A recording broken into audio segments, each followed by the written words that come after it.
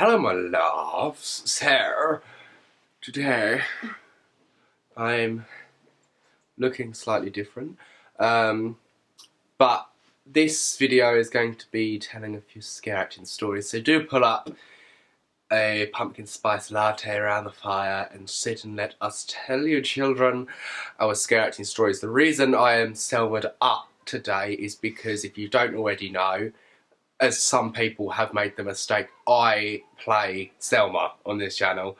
A couple of people, how I don't know, have mistaken me Selma for a real person, but it's someone I play. She's a sassy superstar old lady and she's hilarious. So I thought, I've been filming Selma stuff today, so I thought I'd stay dressed up for this video, seeing as we're talking about scare acting, and that's what Selma is. So where do we begin? That's how we met, so that's why I thought we should film this.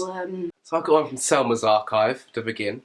Thorpe Park last year. I went with... Last year? It felt like it was like last month. Last year I went to Fright Nights at Thorpe Park with my mum. And Thorpe Park encouraged... For your birthday, wasn't it? Yeah, it's my birthday present. And Thorpe Park encouraged you to dress up, so I thought, oh, what a better way to test Selma on the public than do Fright Nights. So I went to Fright Nights as Selma and stayed in character all night. And we were walking through the area where Studio 13, we were walking towards Saw.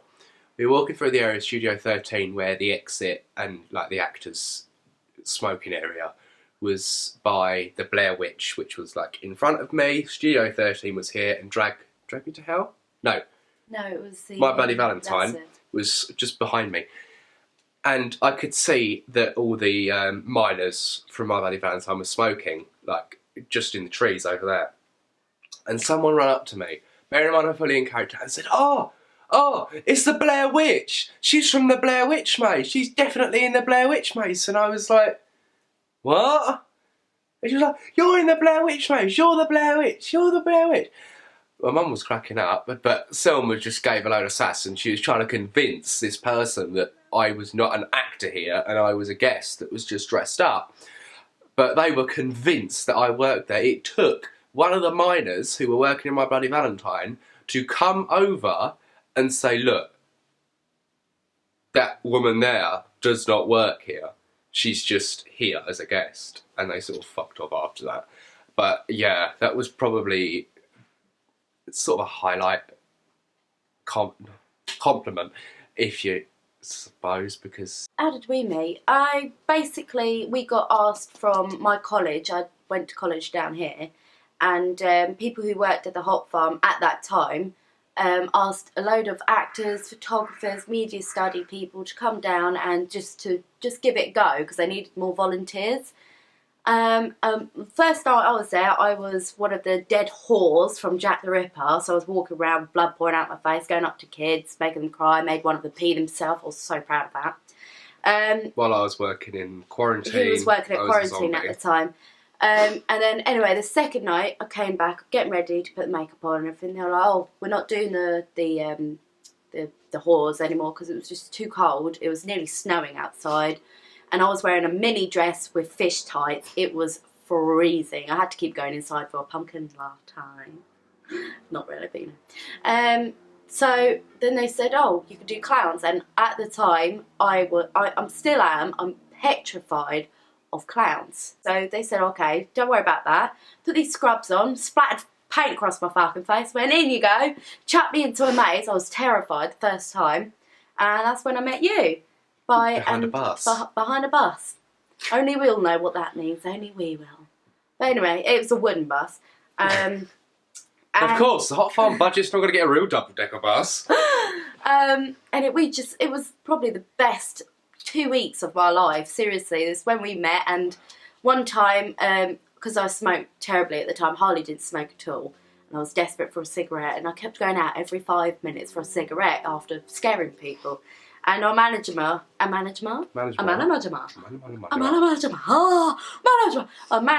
time was like, where the fuck have you been? And anyway, there's me sitting on the floor of my picnic of sandwiches. I was like, would you like a picnic? Would you like a sandwich? I was like, oh yes please. And he buggered off, did turn me off. But you know, I lost my phone. there. Inside the bus. Inside the bus, because I'm a twat. Because I thought there was a wooden panel so I could hold my phone up, but it just slid right down. So they had to sort of close the section of the maze off so they could drill my phone out of the wall. So I got the clumsiest actor award, which I still got actually. It's sitting upstairs somewhere. No, it's sitting over there. The best time after that, it was literally like we'd been friends since we were children, because we just liked the same things. We got on so well. We just wanted to do more in life. And I think it was like 2 weeks. I was staying over. He was staying over every weekend. Well, actually, it wasn't every weekend the first time, was it? It was like every couple of weeks you'd come down. Can't get rid of the fucker. It's like acne. A rash. Like a rash. But no, but yeah, ever since then, you know, we've been thick as thieves. Like, serious, we're just so close. We do everything together and... Seen everything. We've seen everything of each other and we've been everywhere with each other, and just this week we're going to Birmingham to do another maze. From 2010 was when I started doing makeup, and for 2 years I was just playing and practising with bits, you know, like the flashes, PVA glue scabs with eyeshadow and really shit looking. And then 2012, I got this email saying, oh, we need people to come do makeup and all this. And from there, it's just sort of developed where I want to go with life, which, you know, surprisingly. A lot of people, effects. like my nan, she don't get it. A lot of people don't get it. My dad don't even get it either. Like, because it's, I don't want to give too much away, but doing own, like, self-employed stuff is a fucking great risk, because I could, like, I've got a stable income at the job I'm at now. If I jack that job in tomorrow and decide to go, I'm going to go self-employed, I could drop 10 grand in one go and only make 2 grand back. That's my problem at the moment for my photography, because I finished college. I had a steady income at the time, but when that finished, I can't do anything at the moment. Like, so it went from 2012 to being a zombie. No, 2011 from me playing an insane asylum inmate. Then 2012 where I was a zombie. In 2013 where I did a huge event at the Science Museum in London, and then I went on to be a dead kid in the Hatch, and then last year in which I went on to playing a clown. And then in that time, if you've been watching me since like I had 5 channels ago, you will know when Selma, like this character first started to develop, but she was literally my face, bit of brown eyeshadow, a metal claw, brown wig with grey spray in it, and that was it. The voice has always stayed the same, but because I've been in this industry now, I didn't want ever her to be too scary, because, you know, you can't have fun with a character really. Like, if I was to do this full time in a club or whatever, and I was just scaring people, I'd never get any enjoyment out of it. But now, I'm developing her to be sort of a Bianca Del Rio, sort of, but more of a sweetheart. Yeah. Like, she's ready to kick your ass at whatever you say, but there's more things that are going to happen, but I can't say. But you'll know when you know about her life, about why she's like this. And it's been, like, since I've been in the industry, it's really developed, rather than just having this character that pops up. He's got a hat! Rather than just having this character that pops up every Halloween for the sake of it, now she's like a second being, because she's got a completely different life. And playing this character gives me confidence to say what I want to say, if I wouldn't have to say it without the nose and wig on. Yeah. But that's what I like. It's the same with drag. Like, we've been watching RuPaul's Drag Race. Oh God, I love that so much. Fucking so much. We're nearly finished. We watched nearly all of season 7 yesterday. Already. And we've already watched season 1, 2, 3, 4. God knows how many times now, but I'm just obsessed with it. I love gay people as well. They just make me laugh. I really enjoy their personalities. All right, Michelle Visage. Oh, sorry. Let me know what you think, if you would see Selma as more of a drag character or more as like a character, just a character, because she could fall into the drag Bianca, industry. the Sharon, the Alaska personality style-wise, you know, the creepy, crooky fucking comedy shit that everyone seems to look down on. Fish isn't the only side of drag. Yeah, there's so many different types of drags out there. I mean, look at Sharon Needles, for instance. And she went on to win Yeah, and she's a proper horror fan. Like, she loves her horror stuff, but she's a fish horror, whereas Harley goes for more of the horror, not fish horror, just horror. It's comedy horror. It's comedy horror. If you ever get the chance to meet Selma at a scare event, or feel free to ask her anything. You'll see what we mean by she's a horror comedy character. Yeah. She's got a very crude sense of humour. Everything Halloween on her. Like, I've got fucking great skull earrings in, for God's sake. And missing teeth. May I just say, those earrings are gorgeous. They are nice.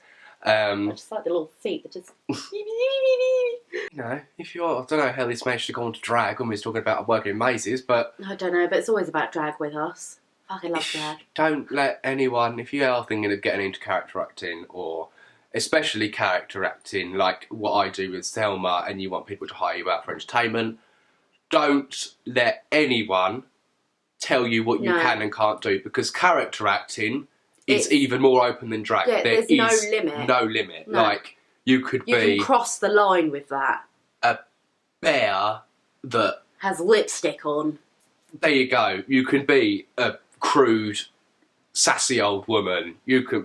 Character acting is so diverse, and it's fun because you can, even if you modelled the character on yourself but played it up, or if you don't have the confidence to do this or wear that shade of lipstick, you could just be you with that lipstick or whatever on. Like, say you're very loungewear person, you like your trackies, your loose tops, but you've always wanted to do goth, but you can't quite get the confidence to step out that door. Remember, it's a character at the end of the day. You're making a character. Just go all out with it. It's Make art. A character and do it. That's exactly what it is. It's art at the end of the day. It's like when people ask you why have you got a tattoo. Why the fuck not? It's art. I want it on my body.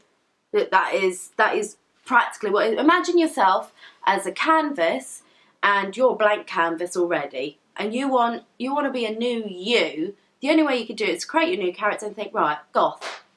Let's have a look. Let's do some research about it. You know, just go all out on it. You could go all out like this queen, or you could go out proper, like Sharon Needles, full, like, oh, she's just gorgeous. Not even Sharon. You could go Bianca. Yeah, you could go Gia Gunn. You can do. There's just so many different characters and art out there that you can choose from. There's no limit whatsoever.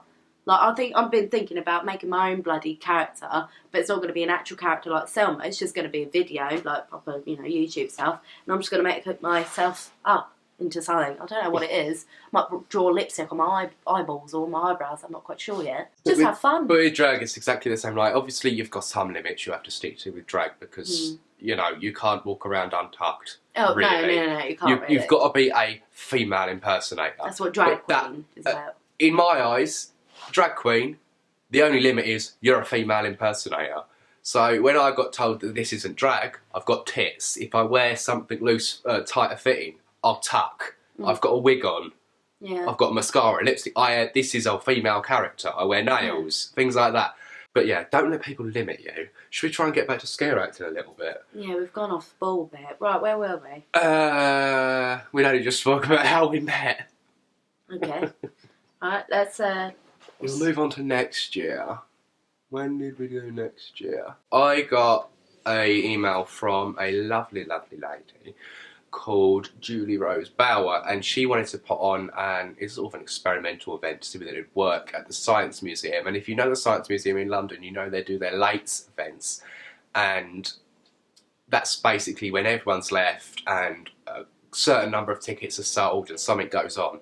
And what this was she wanted to put on a zombie lab and explore the science of consciousness. So she invited people from all over the place, and they were looking at how the mind works, whether zombies were possible, all things like that. But she wanted to give the public the impression that there were real zombies that the Science Museum had created in order to sell this zombie lab, that's what they're really doing. So I was lucky enough to have the opportunity to go and do that, and we worked with some amazing makeup artists, and they made up any exposed, like, it wasn't just like a normal scare attraction where they paint your face and that's it. This was full body character, like your shoes were done, and we'd have been character all day long, and it was brilliant because what we'd do is we'd go out and we'd all have different sections that we'd rotate around all day so it didn't get too boring. The least favourite I had to do was to go on like a mind reading thing, not mind reading, but it like recorded your brainwaves and stuff. I basically had to like over there be a zombie handler and then sit in this chair, get wired up to it.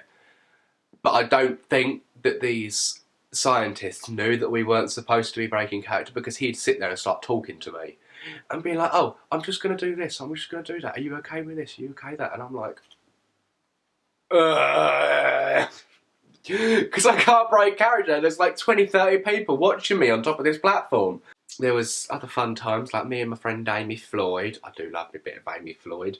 We'd go out for a fag. I haven't seen her in ages, I miss her. No. We're standing at the back of the Science Museum, dressed up in all our zombie gear and everything, and there'd be these people coming up and just staring at us like, as they're walking past. And obviously we've got this makeup on, and we've been wearing it for so many hours, we forget that it's there. So we're like, what? And they're like, what's up with your face? And we're like, oh yeah, we're zombie actors, we just work in the Science Museum. So we then went on to 2013, in which we did an independent maze called was good fun. Pitch Black, which was sort of a new idea in which the maze is completely pitch black and you get given a glow stick before you come in. And you get kicked in and good luck, pretty much. Yeah. And there's a lot of actors inside There's no guarantee that you're going to keep the glow stick because, well, it was mainly me stealing glow sticks in my section. And she was the very first. I was the very first thing. As soon as she came in, it was me. And basically the door was here, so when you came in, there was a window here. And I would be there waiting for people to come past, and I'll scream at them, chase after them down through the maze. And there was one bit I remember, I won't be naming names of this, but a bunch of people came in, high as a skunk. You could smell it. It was hilarious. They were crying and screaming. I was not like backing down. And my manager came in, and he just ran right up to them and just went, "Out of the mushroom!" That's funny. It was so fun. The whole lot. He was in this, like, they were all in like normal like butcher latex masks that just came down here, but he's got this dirty great silicone mask that comes, it's like a proper film mask. And he came into the hatch doing it, and I was like, what the fuck's going on? Me and our friend Beck, we had sort of, I think, one of the most intimate jobs with people because it was crawling, hands and knees. It was, you were literally in a box. You had to really stay in character around that area. If you were this close to someone, you need to know if they're going to punch you or not. Yeah. I got punched, poked. Someone groped my tits at one point. I don't know why. I just thought they thought, tits. It was interesting when we had the chavs. But the way I was made up, I had like pins in a Chelsea smile and stuff, but I don't think the pictures I've got were really me covered in blood. And I used to sit, you can see right down in the hatch, but I used to sit like this and rock while I waited for them to come towards me. And someone held their glow stick and they went, "It's a mannequin. Is that a mannequin?" I just felt like turning around going, what bloody mannequin have you ever seen sitting there rocking like that with pins in its face? But that weren't the worst. I had a guy that had the same curtains as she had, and it had little like flowy bits of fabric coming down. So he came around the corner and he was giving it the big one like they do. So I've ripped the glow stick out his hand and gone to chuck it out the window, but the top of the glow stick's got caught on the curtain, so it's just hanging there. And he was going, "Oh, I'm going to fucking hit you now, you've hit that," you know, giving it all the big one, and I just went, "It's hanging there. If you want it, have it." So he was like, grabbed it, crawled off. Obviously, I know my way around that maze in the dark, whereas he doesn't. So I crawled straight back around the other corner, whipped it out of his hand and chucked it out the window properly, and then run off into the pitch black darkness. And then someone jumped out from like backstage. So I think it was Danny was backstage, and they've literally just come into one of the curtains and just screamed at them through the curtains, and they all screamed, and it was quite delightful. Oh, we like getting our own back when people think they're all hard. This is the real stuff. This is the real stuff. I really did cut a bitch. We will really get a piece of meat and blood it up and make you smell it. That went really far, really fast, didn't it? And then that maze, evolved into Porky's Fear Factory. Basically, the pitch black element worked, and it was good, but it just didn't have enough so theme. slow. Yeah. And it took so long, and obviously Tom had painted all the sets and everything like that. and no one was seeing them because it was so dark. So he wanted to incorporate light into it, and that's where Porky's Fear Factory came from. That was sort of like, I don't want to give his vision of the maze because it's not my maze, but I'm just going to give my opinion on it. That was like a deeper section of the factory. But we were both in the nursery that year. Yeah, we were. You were the... I got given the role of walkie-talkie, which caused some fucking arguments, but we won't go there in this video because that just does my head in. Do you remember when I made that old woman fall over? Was that the one on crutches who always sits in Starbucks? I have no idea who it was, but she came in, I made her jump, she fell on fucking right on her arse. I was like, I can't break character, but I felt terrible, and I was like, do you want some help? That was awful. The woman on crutches, right, if she ever watches this, if she ever watches this, I don't mean anything personally, but, no. you know. She kind of creeped me out. I'm sorry. She was on crutches, I don't know what was up with her. But she came for on crutches once, and I don't really remember whether I scared her or not because we'd done so many people that night. It was right near the end of the night, but she came for on her own. And then it was like, oh, there's one more person coming through. She was like, oh yeah, that's fine. She came round again on her own, so I do my normal sequence of what I'd normally do, and she just went, it's alright, sweetheart, I know you're there. And just smiled at me, and I was like, oh, I'll open the door for you then. And she was like, yeah, please do, I want to sit down at a fag. Please. We're working. We just want a cigarette and a sit down and our camembert. Oh dear. And our like real chill. Frankfurter. If you don't know, we are obsessed with cheese. Do you know what? If you could get me a present, it would be a platter of cheese. Like I'll leave my PO box address in the description. Just send me cheese. Just send me cheese. I'll be forever grateful. Internally grateful. Ooh. Forever. Your internals won't be grateful. Oh no, my internals won't. Behave if you come to anything. Behave yourself, alright? Because the real knives will come out. Yes, or... Oh, I thought he was going to fart. No. Then we come to this year. This year, we're not scaring. No, it's a bit disappointing really, because I was looking forward for a bit of a scare, but we've got other things planned. We're going on tour! Yeah.